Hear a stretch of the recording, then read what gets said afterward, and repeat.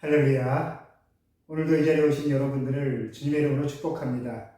어제 하루도 하나님의 은혜 가운데 그 평안의 품 안에서 풍성히 거하셨으리라 생각합니다. 오늘 하루도 하나님께서 어떻게 우리의 삶을 만지실지 다시 한번 기대하는 마음으로 이 자리에서 하루를 시작하시기를 바랍니다. 우리 함께 사도신경으로 신앙을 고백하겠습니다. 나는 전능하신 아버지 하나님 천지의 창조주를 믿습니다. 나는 그의 유일하신 아들 우리 주 예수 그리스도를 믿습니다.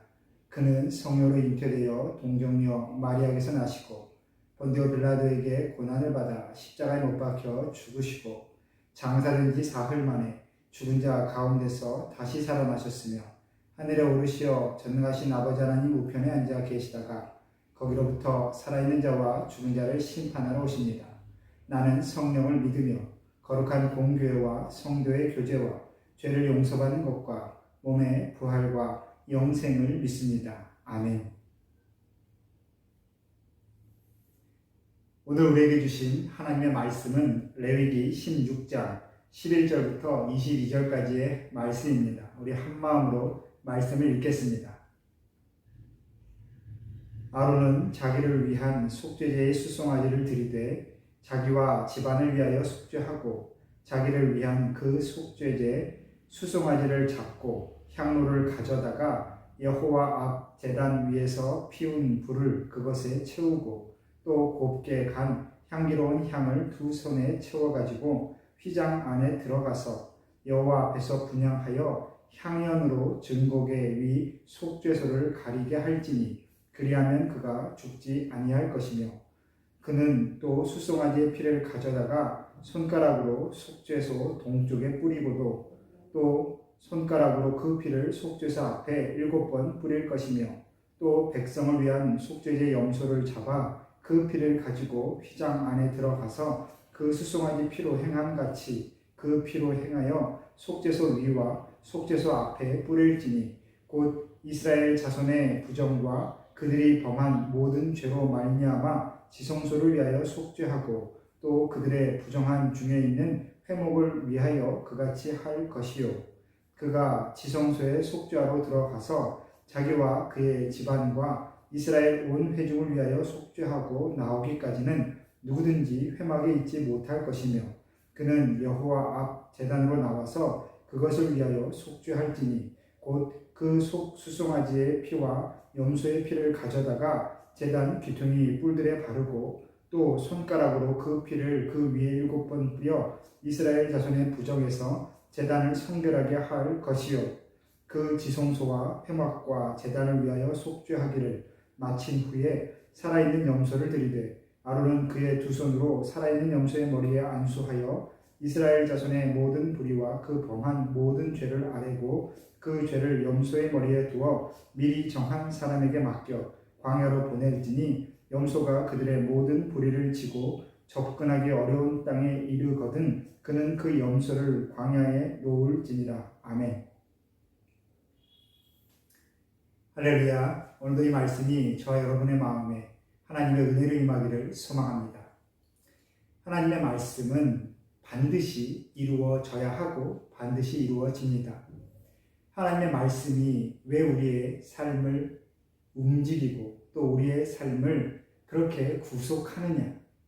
하나님의 말씀은 반드시 이루어지기 때문에 그렇습니다.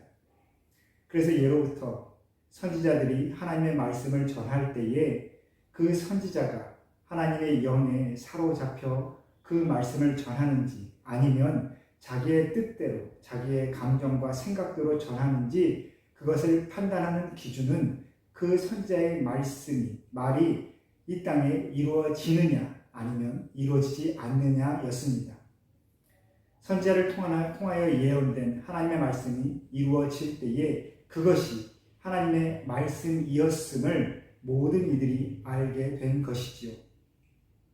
그렇기 때문에 하나님께서는 하신 말씀을 또 우리와 맺은 그 언약, 약속을 반드시 이루시는 분입니다. 최초의 에덴 동산에서 아담에게 처음 주신 그 약속은 선악과와 생명나무 열매의 그 열매를 먹지 않는 것이었습니다. 그 열매를 먹는 즉시 죽게 되리라 했지요. 결국 아담이 사탄의 유혹에 빠져 그 선악과를 먹었을 때에 그는 죽게 됩니다. 에덴에서의 그 삶을 살아갈 때에 하나님께 처음 생명을 받았을 때에 아담은 또 하와는 죽음을 받지 않았습니다. 하지만 하나님의 말씀을 어겨 그 열매를 따먹고 나서 그들은 죽음을 맞이하게 되죠. 하지만 하나님께서 그 모든 말씀을 반드시 이루시며 또한 인간에 대한 사랑을 그렇게 보여주신 증거는 바로 아담과 하와가 에덴에서 쫓겨날 때에 다른 동물의 생명을 하나님께서 취하시고 그 동물의 가죽옷을 아담과 하와에게 입힌 것에서 우리는 알 수 있습니다. 비록 죽음을 맞이하게 됐고 하나님의 말씀에 따라 그들이 하나님의 땅에서 쫓겨났지만 그들을 외면하지 않고 또한 버려두지 아니하시고 동물의 그 생명을 취하여 사람에게 옷을 지어 입히시는 것이죠. 그것이 하나님의 사랑입니다. 하나님의 말씀은 반드시 이루어지지만 그것을 어기면 하나님의 징계를 받게 되지만 그럼에도 불구하고 하나님께서는 그 사랑을 거두지 아니하시지요.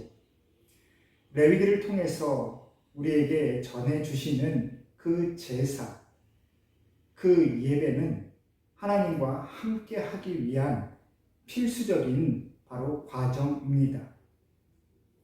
하나님과 함께 하기 위하여 하나님께 주신 그 생명이 우리에게서 떠나가지 않기 위하여 하나님과 함께 살아갈 수 있는 자격을, 조건을 하나님께서 말씀하시는 것이죠. 그것은 무엇이냐? 하나님께서 주신 그 생명을 가지고 하나님의 뜻에 따라 살아가는 것입니다. 그것을 주일 말씀에서 전해드렸듯이 거룩함을 잇는 과정인 것이죠. 거룩해지는 것. 사람이 하나님과 함께하기 위해서는 스스로 거룩해져야 합니다. 근데 그 거룩함은 스스로 해내야 하는 과정이지만 스스로 그것을 가능하게 할 수 있는 힘은 인간에게 없지요. 하나님께서 주셔야 되는 겁니다. 그래서 우리는 거룩해지기 위하여 하나님께 끊임없이 힘을 다해 나아가는 것입니다.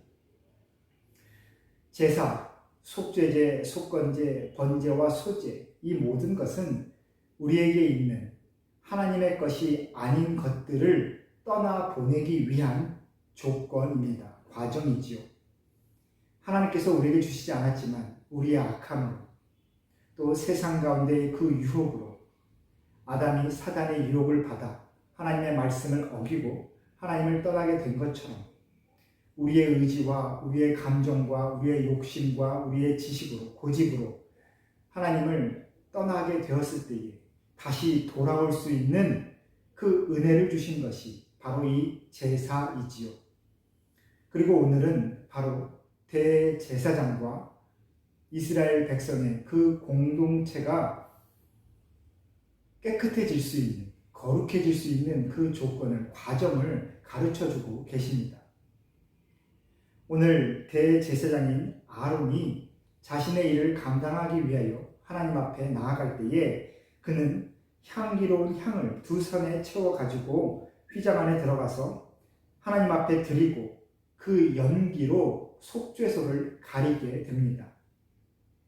속죄소, 인간의 그 악함이, 더러움이, 오염됨이 하나님께서 원치 않는 그 모습이 드러나는 그 자리에서 하나님께서 그 잘못됨을 확인하면 생명을 거두어 가셔야 되는데 하나님께서 주신 생명이니 하나님의 뜻대로 이 땅에 존재하지 못하면 그것이 사라져야 되는데 하나님께서는 대제사장의 손에 향기로운 그 연기를 피워내게 하시고 그 연기로 외면하십니다. 보지 않으시는 것이죠. 마치 이것은 지난번에 말씀드린 것처럼 예수님의 십자가를 통하여 우리의 이 더럽혀진 우리가 가지고 있는 그 죄를 보지 않으시는 하나님의 모습과 동일합니다. 가리워짐의 은혜다라고 우리가 생각할 수 있습니다. 가리워짐의 은혜이지요.